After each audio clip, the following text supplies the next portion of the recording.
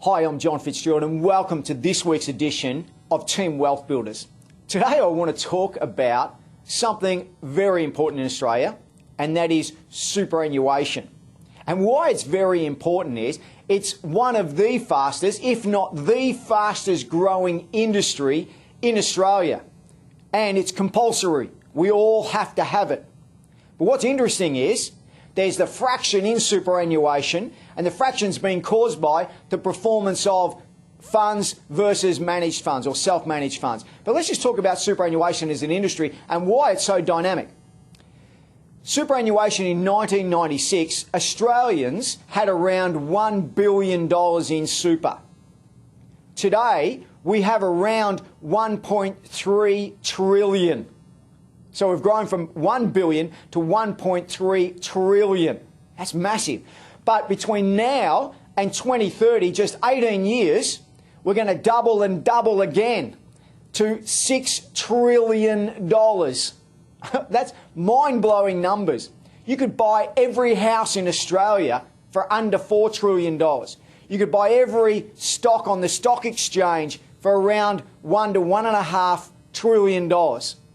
So $6 trillion is an awful lot of money.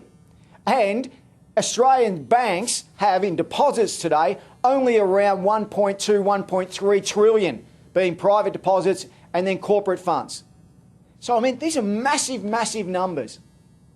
Now, super, I was doing some research on super, and the numbers are just mind-blowing. And something like 3/4 of the major super funds over the last 5 years have returned a negative return.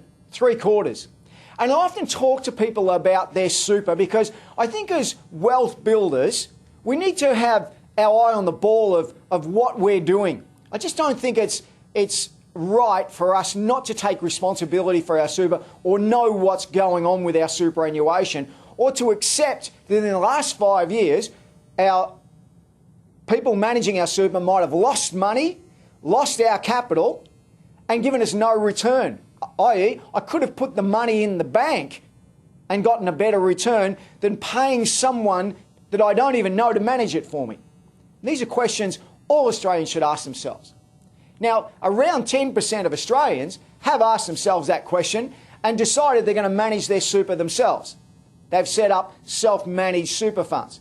And that was previously the domain of the wealthy.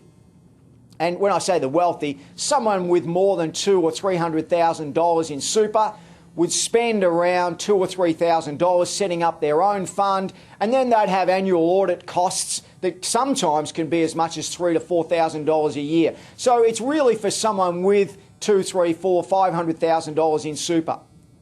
And if you do the numbers on self-managed super funds, it's quite interesting because there might be around 10% of Australians that have them, but they control nearly 40% of all the super. And they well outperform the managed funds. Really well outperform, and have done over the last 5 years.